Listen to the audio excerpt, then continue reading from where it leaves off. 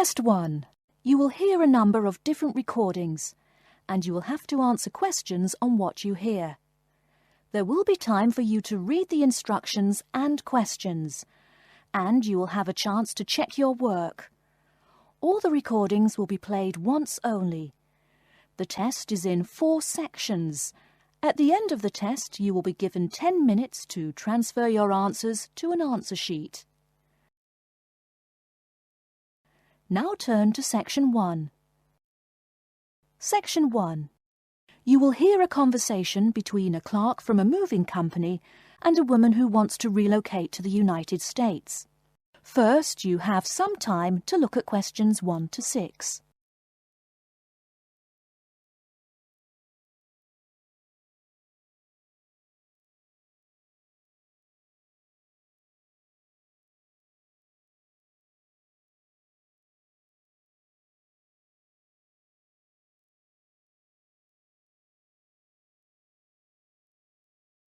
You will see that there is an example which has been done for you.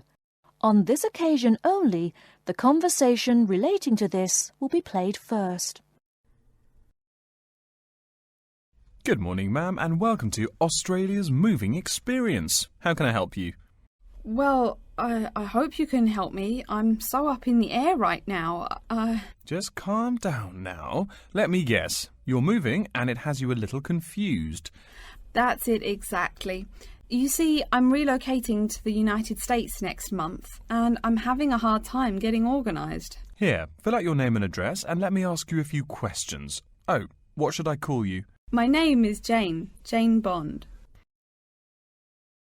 The woman says that her full name is Jane Bond, so Jane Bond has been written in the space. Now we shall begin. You should answer the questions as you listen, because you will not hear the recording a second time. Listen carefully and answer questions 1 to 6. Good morning, ma'am, and welcome to Australia's moving experience. How can I help you? Well, I hope you can help me. I'm so up in the air right now. Just calm down now. Let me guess. You're moving and it has you a little confused. That's it exactly. You see, I'm relocating to the United States next month, and I'm having a hard time getting organised. Here, fill out your name and address and let me ask you a few questions. Oh, what should I call you? My name is Jane Bond. OK, Jane, first of all, what's your work phone number? In case I have any questions about things. My work phone is 9463 550. But please try not to call me too often there. My boss hates personal calls. So does mine, ma'am. So does mine. And what address should we ship your things to? My new company is letting me stay temporarily at 509 Clark House. That's CLARK, 1137 University Drive in Seattle. Seattle? Beautiful city, I hear. Mountains right beside the ocean almost. Cooler than Australia, too. OK, and when should we come pack your things? I guess that would be on Monday, March 11th. Do you want any help with an after-packing clean-up?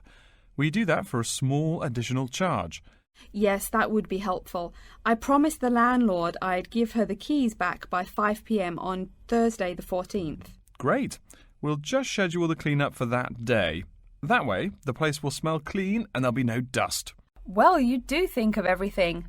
Oh, how much is this going to cost? Here is a list of our basic prices. Oh dear, this seems rather expensive. Yes, ma'am, but you're paying for the best. We're careful and we're fast. Like we say, the only thing we break are speed records getting you moved. Well, maybe that's so. Oh, I nearly forgot to tell you. I don't want my furniture shipped with me. I won't be looking for an apartment till after I arrive in America. Would it be possible to put my furniture in storage here for a month, then have it sent along later? Of course, we do that all the time. A couple of other things. Here at A Moving Experience, we try to pack your things logically. We don't just throw stuff in boxes. Before you hear the rest of the conversation, you have some time to look at questions 7 to 10.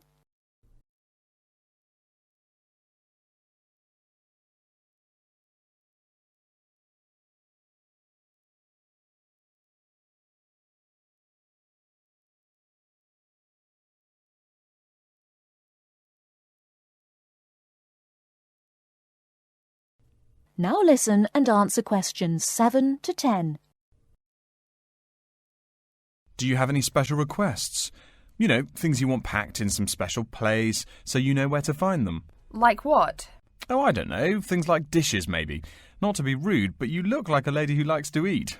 Ah, yes, I need my dishes and things where I can find them quickly. Great. We'll put those dishes and cutlery in what we call the emergency pack. Can you think of anything else? I do have an antique tea kettle my great-grandmother gave my mother.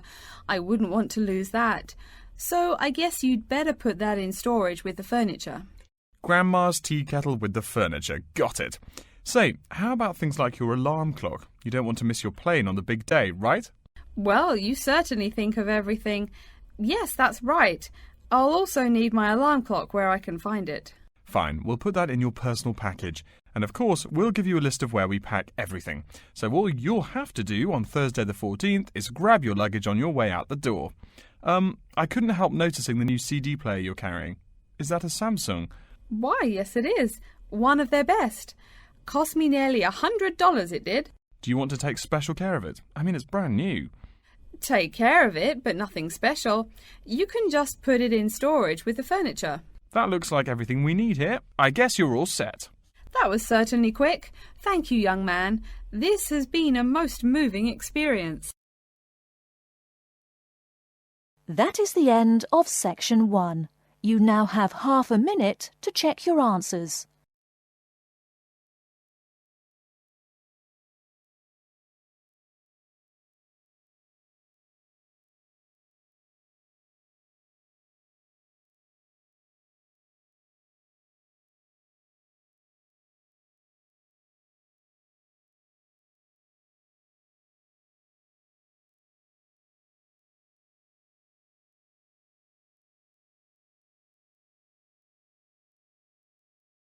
Now turn to Section 2.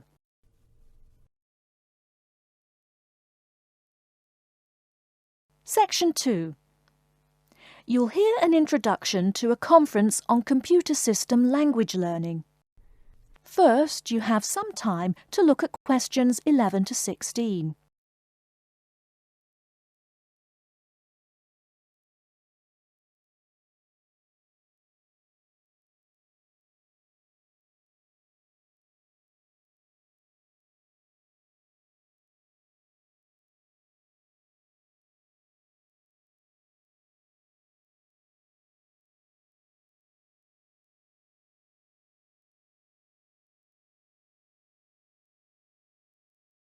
Now, listen carefully and answer questions 11 to 16.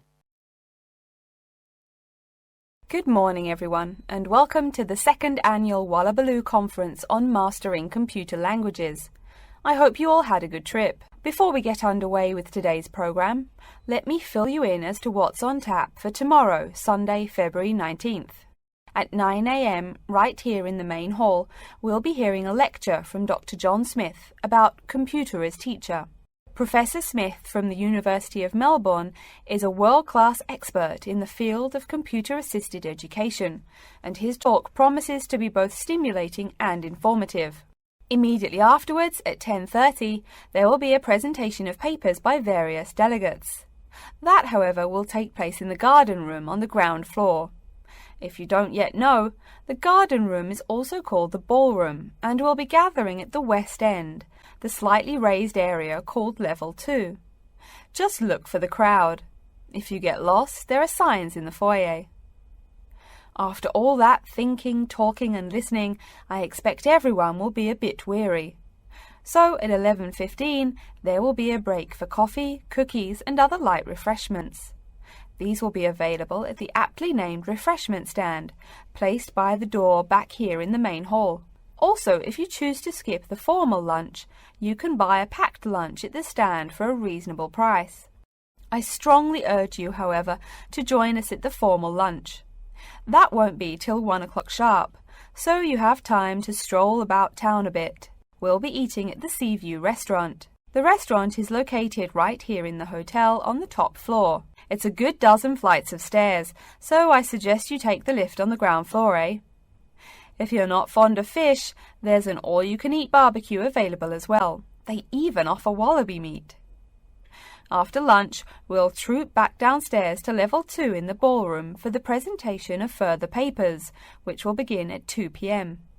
Please try to be on time. I know you'll be a bit tired after lunch, but the ballroom echoes so with people coming in late.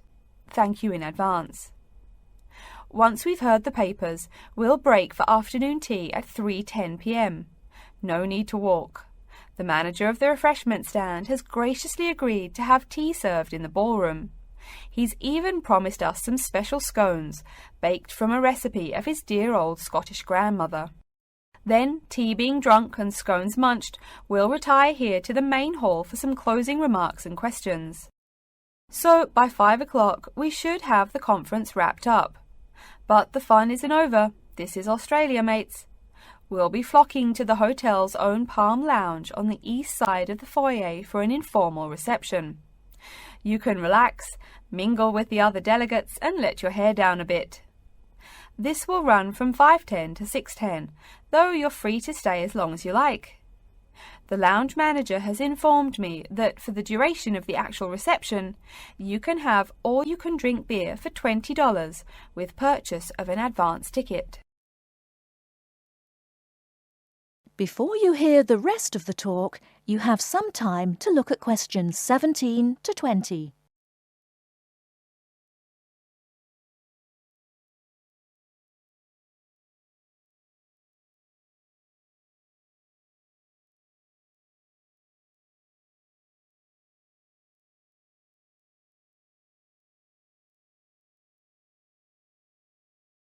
Now listen and answer questions 17 to 20.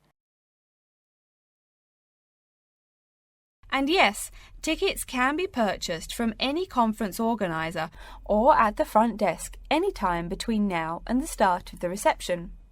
I suggest you come by tomorrow evening to pick up the tickets, since the conference hall only holds 800 people. That way you can also get your journey planned ahead of time and be sure not to miss this truly memorable conference. If you want cocktails, however, I'm sorry, you'll have to pay for those at the regular price. Oh my goodness! Speaking of paying, I see I forgot to tell you a couple of things. The first is about lunch. The charge for the lunch will be $15 for all you delegates. If you have guests with you, the cost is $25 for the general public and $6.50 for children under the age of 10. That's $15 each, not total for everyone. Another item is about the lunch menu. I very much urge you to try the fish. I mean, look at the restaurant's name, the Sea View. As the name suggests, it is a famous seafood restaurant.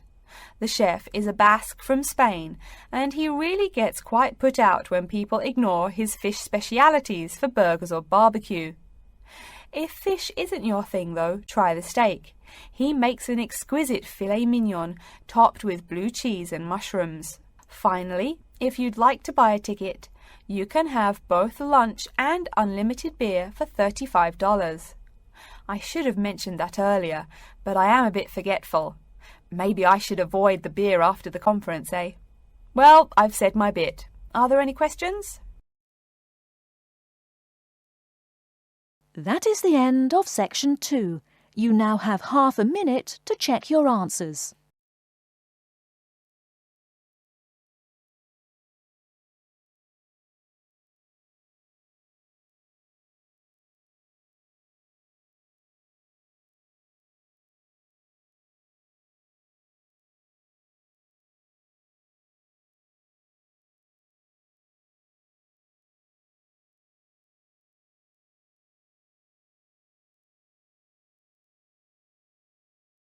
Now turn to section 3.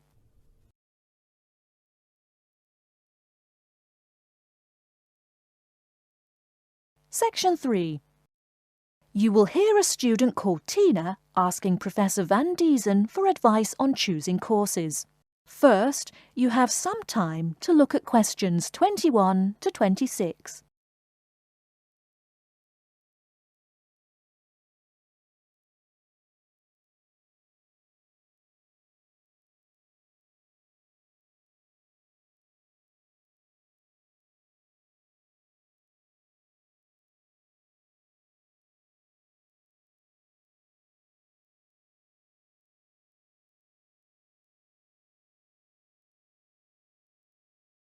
Now listen carefully and answer questions 21 to 26.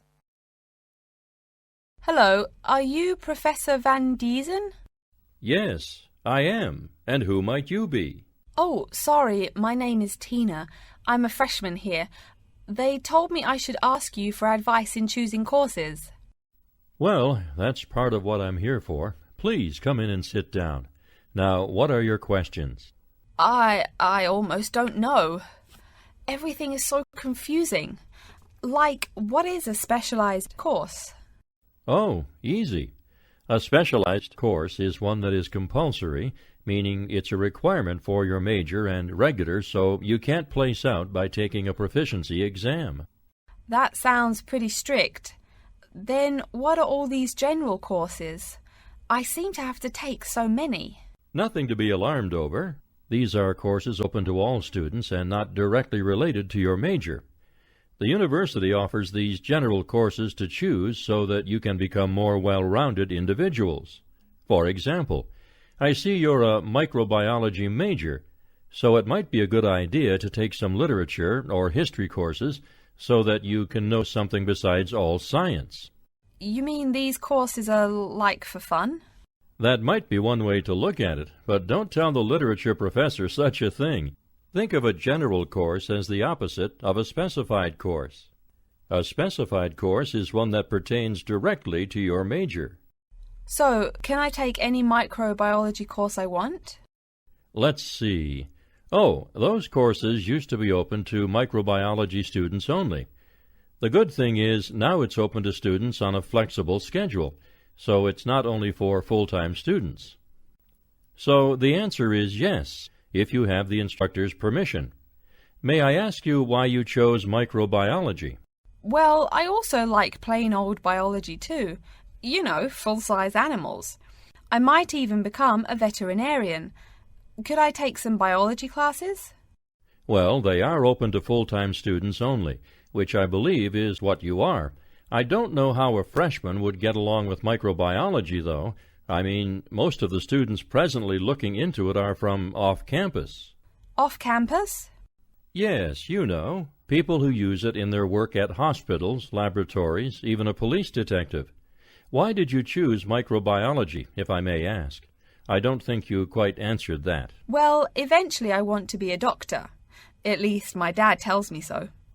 If I may say so, young lady, you seem a little uncertain. Still, I think that might be a good idea for a career.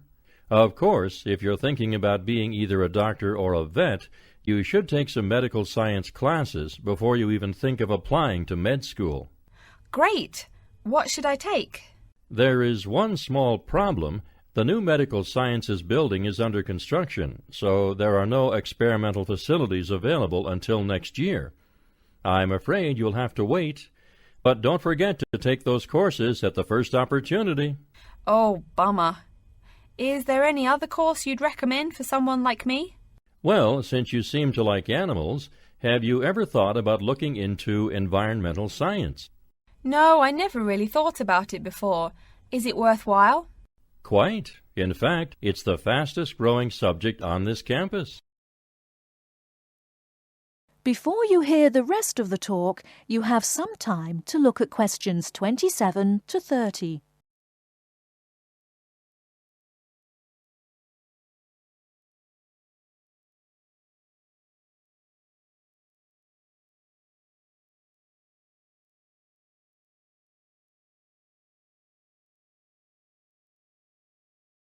Now listen and answer questions 27 to 30. I'm sorry, I couldn't help noticing the long list of classes you've written out there. May I have a look? Oh, sure. Medical science, statistics, laboratory techniques, medicine, mathematics, computing. My, a bit of everything here. Is it too much? For your first semester, yes. What I suggest is starting out by taking the compulsory courses. Like we said before, the medical science can wait. Consider taking that in your sophomore year. I think I'd put off computing, too. I recommend to all freshmen that I talk to get the compulsory mathematics out of the way as early as possible, so take that one. It'll be one less difficult course you have to focus on when the science lab opens next year, and you have to catch up on classes like laboratory techniques. Your major also requires statistics, so you have to balance 2 math classes, and no doubt you should take that. Otherwise, get your required medicine course out of the way by taking something theory-based. Oh, of course, and your environmental science class, if you're interested. The others can wait, though I think computing is definitely a good idea, even though it's not required. I see, too, on your paper there you seem to have had high marks on the entrance exam. Yeah, I guess so. Don't be shy. Have you thought about applying for a scholarship? Do they have any? I mean, my dad is always complaining about how much money it costs him. In your department there are actually 3 full scholarships available. They cover tuition and provide $1,500 cash. $1,500 cash? Party! Please, miss, the money is intended more as a textbook allowance, not party money. If you promise to behave, I'll show you how to apply. Great, and thanks. That is the end of Section 3. You now have half a minute to check your answers.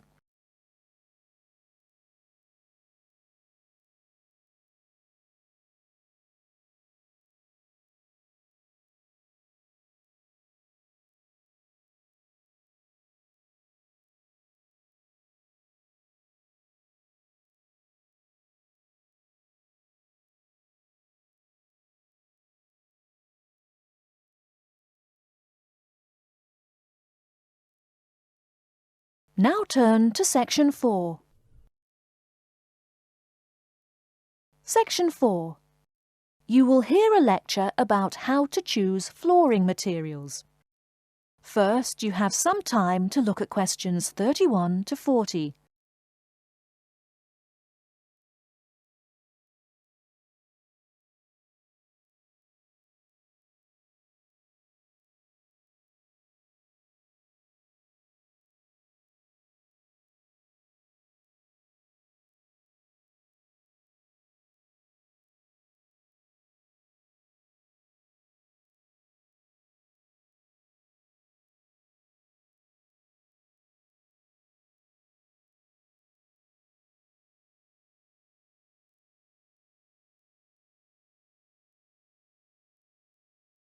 Now listen carefully and answer questions 31 to 40.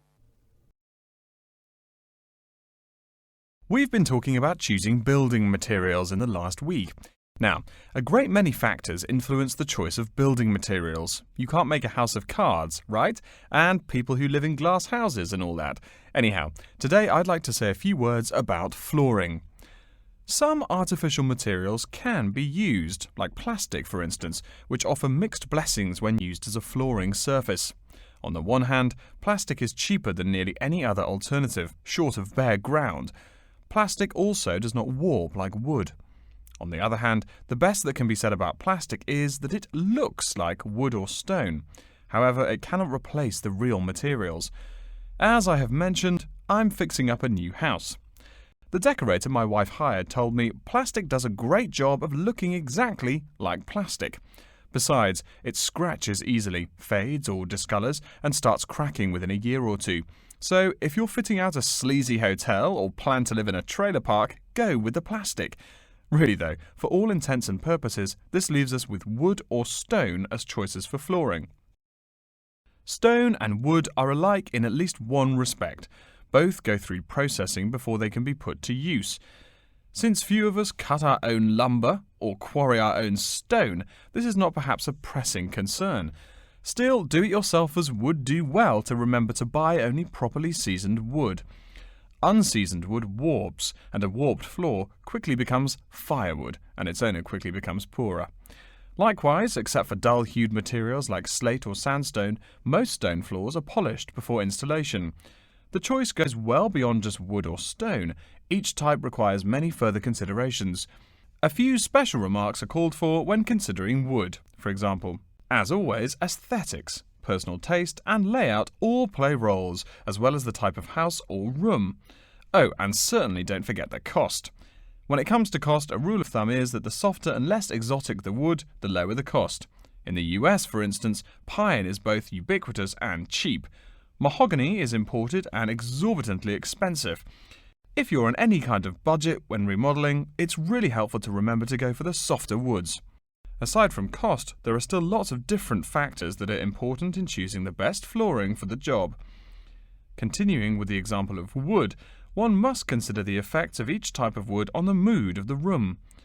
When selecting the best wood to use, particular attention needs to be paid to its grain patterns, texture, and colour. In rooms where relaxation or deep thought is the aim, say bedrooms or the study, dark, strong-grained woods are the rule. Here, the grain ought to match the furniture for a feeling of homogeneity. In rooms where activity and motion are typical, the dining room or living room, lighter, finer-grained lumber is more suitable. In such a setting, the wood grain might be useful in offering a contrast to the furniture. This leads to a feel of subconscious excitement in keeping with the room's function. In either case, though, consult a decorator. It is a decorator's job to know what materials to use to fit the function of the room. Though some things about putting together a room are subjective and based on one's individual taste, materials appropriate to a room's function are much more straightforward. A decorator takes the needs of the customer and uses a mathematical formula rather than subjective words. Since feelings vary from person to person, verbal descriptions of wood types tend to be ambiguous. You want the wood you select, not something approximate. And if you do decide to do it yourself, remember that all wood must be treated with preservatives to enhance its appearance and preserve its natural beauty. In the case of stone, or quarry tile, as flat-cut flooring stone is properly called, a new set of considerations must be weighed up. Simple colour aside, the degree of reflection must be kept in mind. This is called the reflectance rate, which is expressed in a number between 0.0 and 1.0, depending on the amount of light it reflects. At one end of the scale is polished silver. At a rating of 1.0, this shiny surface reflects nearly all of the light directed at it. Numbers closer to 0 describe materials that absorb more light. Moving down the scale a bit, we see that plastic that has been painted white has a rate of 0.8, which makes sense. We know that the colour white reflects all other colour, while black absorbs all colour, and plastic itself is a relatively reflective material. Materials that are denser and darker have reflectance rates much closer to 0. The quarry tile I mentioned a while ago has a rate of 0.1. As you may know, quarry tile is generally dark brown and made from clay, so it is quite dense. Of course, there is considerable variation among types of quarry tile because of the hue or treatment of the clay during its creation. Does anyone have any guesses as to what material may have a rate of almost 0.0? We can guess most of these materials are black in colour, but plastic, wood and even stone reflect some light. One material with a rate of almost 0.0 is black velvet.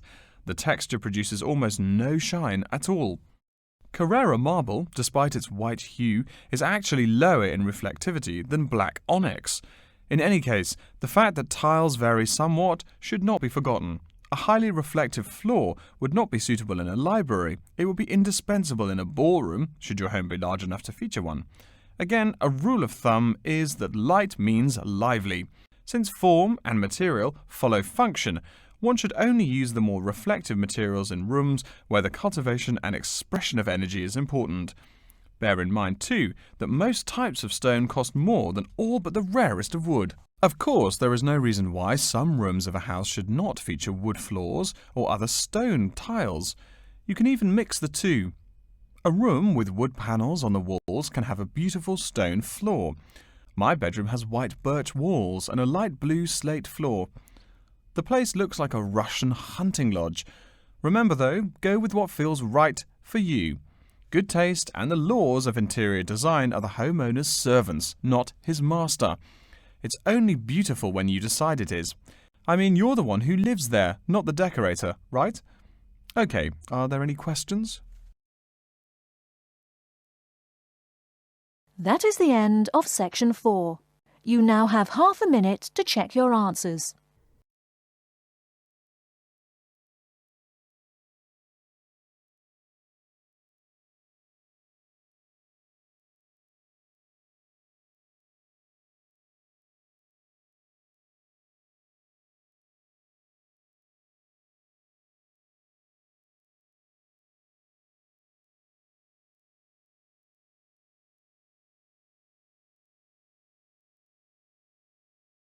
That is the end of the listening test. In the Ielts test, you will now have 10 minutes to transfer your answers to an answer sheet.